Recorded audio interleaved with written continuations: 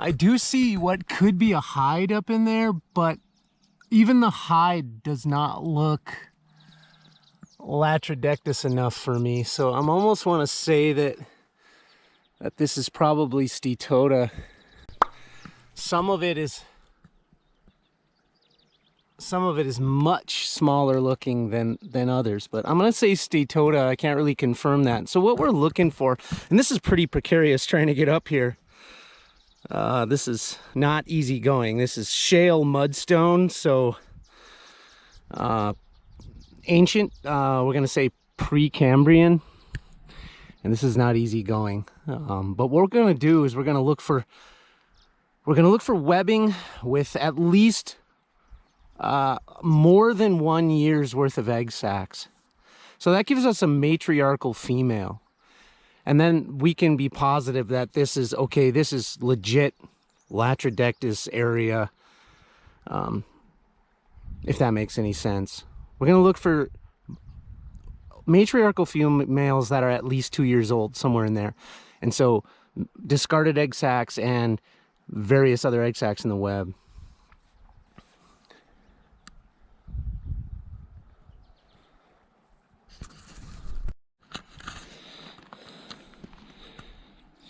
So what we wanna do is see these upper bluffs here. It's quite a ways up and it's very steep, but we want to make our way up to those. We can see the swallow holes, lots of swallow holes in that upper sediment. And I think that is where our best chance of latrodectus is going to be. Not so much down here by the river. Because as we look at this, though there's nice structure, there just really isn't holes or burrows or something substantial like that for latrodectus to hold up in. So we'll try to make our way up this little crack here and see if we can't scurry up there. That's where we're going to find our latrodectus. If they're in this area, that is our best spot to look.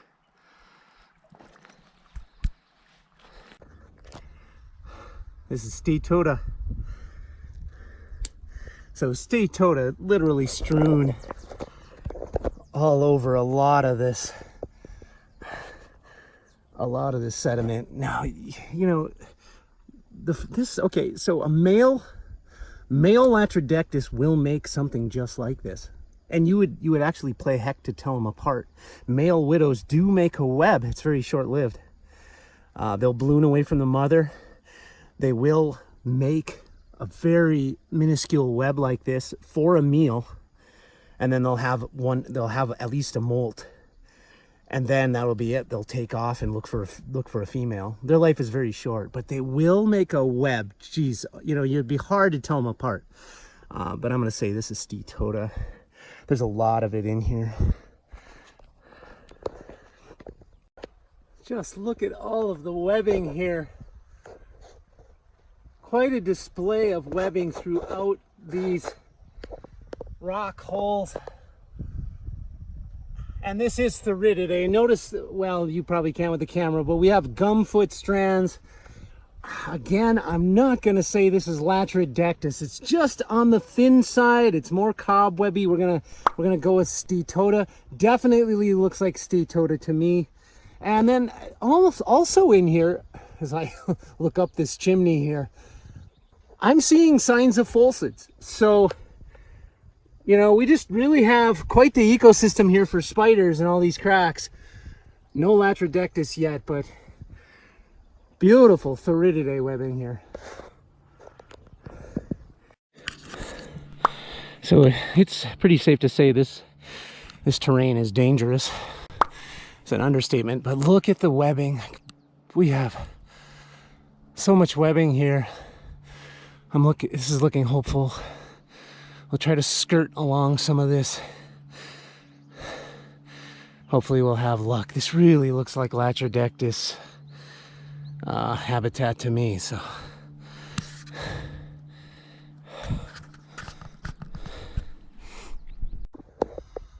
So here we can confirm our Steatota that we thought we were seeing, that it is That was Statota.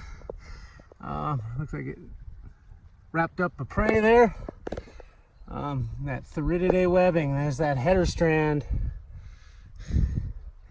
But lots of little Statota webs strewn throughout these bluffs. Here we got chimney bees. That's the handiwork of chimney bees. You know, this looks so promising, but just the way that sheet web looks here, I almost want to say this is Linophiidae.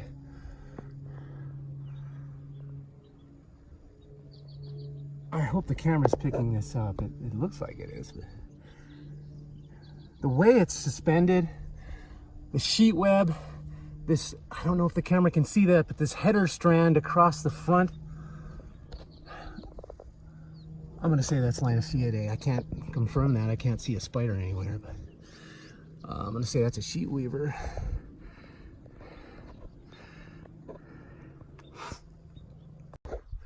Ooh, beautiful.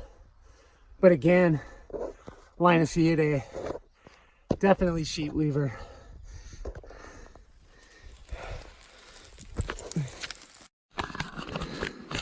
I almost should be rigged up for this. I almost should have brought ropes, but there's some nice webbing in the cleft over here. But it's just downright impossible getting over there. Oh, man. Oh, but that does look promising. That webbing is calling to me.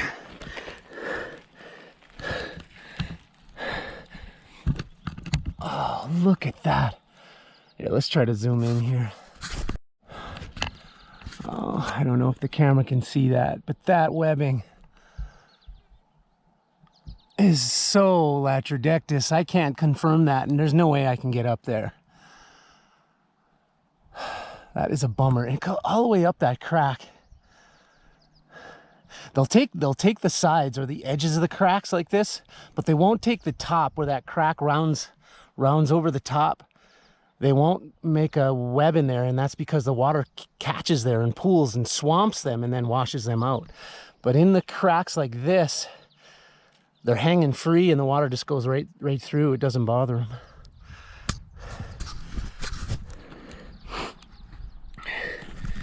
Yeah.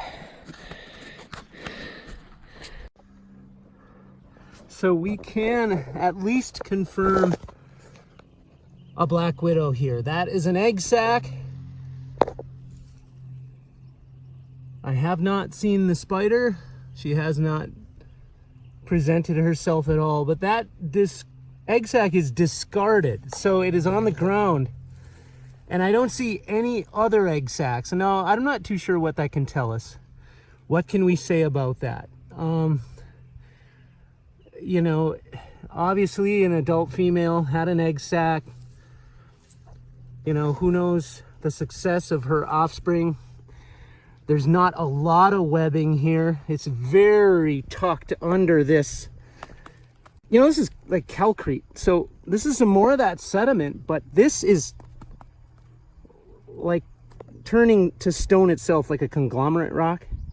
So there's high in calcium carbonate, so turning it to cement. That's beside the point, but she's just tucked under this little spot. As we start getting into some of these juniper trees, so at least we can confirm that's our first confirmation that there is a latrodectus here. So now look at this stuff.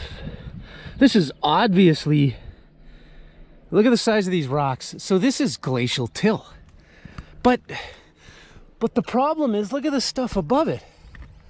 So the stuff above it, that looks like lake bottom sediments to me. But so what, glacial Lake Great Falls? But that does not look like glacial lake sediments to me. It doesn't have that varve.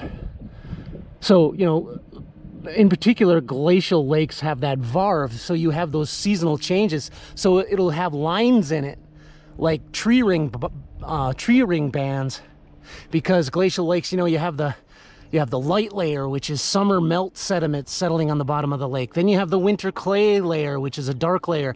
Then another summer layer from ice melting and sediments in the lake settling. Then another clay layer. So you get this light, dark banding called varve, and this just does not have that. So could this be glacial sediments and then river channel alluvial sediment sand on top of that? Is that a thing from like the Missouri River doing its thing? The Missouri River drainage is ancient, so you know what, who knows how many million years. So, and then glacial ice ages coming and going. So is this glacial, or just maybe huge torrent of water moving these big gravels? I don't know. I don't know enough. It's impressive though. Here, look at this. This is obviously, look at that webbing. Look at that sheet web. And if, I'm gonna fall. So if we look real close, I don't see any gumfoot strands. There is not a single gumfoot strand under that web. Though we can almost guarantee this is Linophiidae. This is, look at that dome-ish sheet web. That's Linophiidae, sheet weaver. We can't confirm it because there's just no spider here. But yeah, let's go with that's Linophiidae. There's no gumfoot strands. You remember Therididae, Latrodectus, and I have some gumfoot strands. Even up on these walls where Latrodectus will, the majority of their prey is going to be flying insects, they will still have a few gumfoot strands. They always do. And there's just none there, so. What amazing sediment. Look at these gravels. These are just heavy gravels. And all of these Steatota webbing just kind of mingled throughout. Beautiful.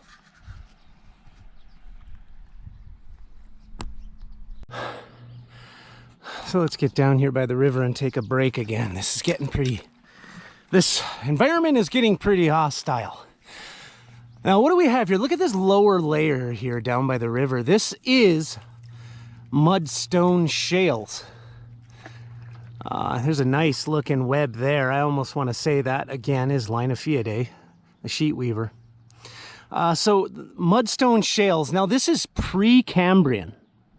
So this is ancient stuff. And this is part of the, what is the belt supergroup of mudstones that is throughout the northwest here of Montana, from the Big Belt Mountains west. This is the belt supergroup of mudstones. So this is pre-Cambrian. So if we look back, some of you might have heard of the Cambrian explosion. So when life took off and we started to get an abundance of multicellular life, etc., these rocks predate that. So this is the basement of I guess this region here's geological map. And then above it, way up there, that's the sediments we've been crawling through. I almost want to say that that's glacial fluvial mixed with obvious river alluvial deposits or some sort. I wish I knew more, but we're gonna go with that for now. How beautiful is this? Look at this funnel weaver. What a beautiful specimen in its own right. What a funnel.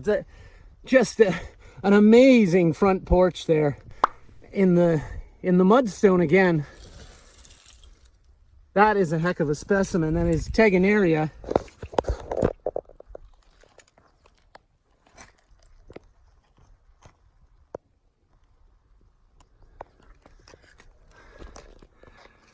Tegenaria. So the barn funnel weaver.